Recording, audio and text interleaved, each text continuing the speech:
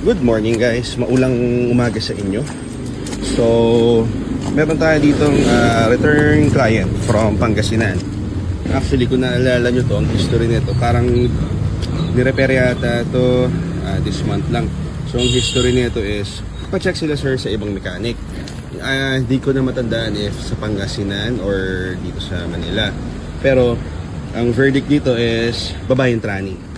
So, medyo malaki ang singil sa kanila. Pero nakita kami nila sir, nag-walk-in dito. And ang nakita namin dito, base dun sa scan, sensor lang. So pinalitan namin yung sensor, okay na. So kita nyo naman guys, we're very honest pagdating sa mga ganyan.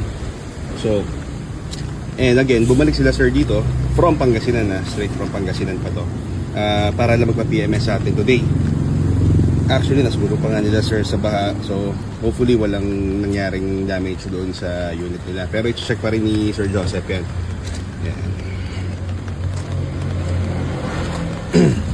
Kita nyo naman guys. Sobrang honest namin sa mga ganyan. And yung mga maliliit na bagay, i-discuss namin with the client. So, muntik na sila sir. Muntik ng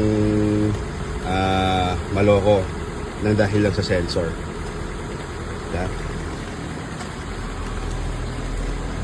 Okay na Sep, na-change oil na.